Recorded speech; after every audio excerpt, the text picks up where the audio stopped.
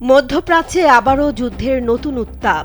ইরানের কৌশলগত বন্দর নগরী বন্দর আব্বাসে মার্কিন হামলার পর বিশ্ববাজারে জ্বালানি তেলের দাম হঠাৎ করেই লাফিয়ে বেড়েছে।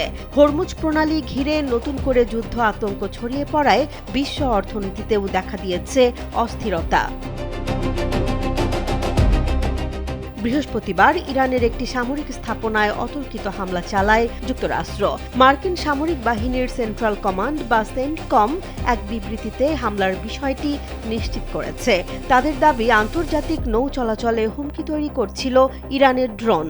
সেই কারণে হরমুজ প্রণালীর আশপাশে 4টি ড্রোন ভূপাতিত করা হয়েছে। এই হামলার পরপরই বিশ্ববাজারে তেলের দামে বড় ধরনের প্রভাব পড়ে।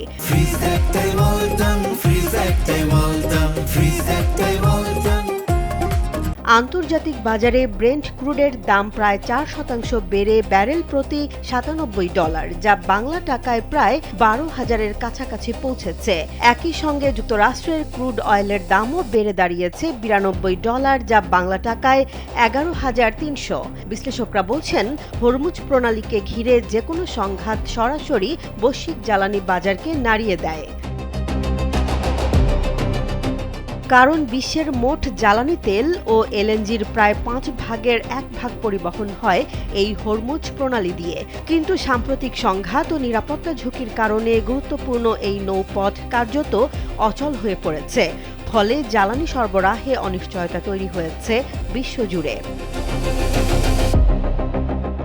তেহরান ও ওয়াশিংটনের মধ্যে যুদ্ধবিরতি কার্যকর থাকা এবং দীর্ঘ 3 মাসের সংঘাত শেষে আলোচনা চলার মধ্যেই নতুন এই হামলা পরিস্থিতিকে আরও জটিল করে তুলেছে।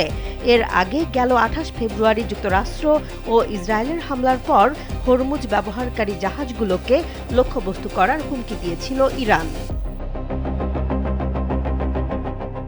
বিশ্লেষকদের আশঙ্কা, মধ্যপ্রাচ্যে উত্তেজনা আরও বাড়লে শুধু তেলের দামই নয়, বৈশ্বিক পণ্য পরিবহন, খাদ্য বাজার এবং সাধারণ মানুষের জীবনযাত্রার ব্যয়ও নতুন করে চাপে পড়তে পারে।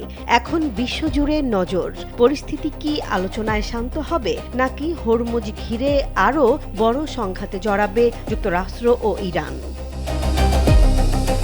জেসমিন জাহান, কালবেলা।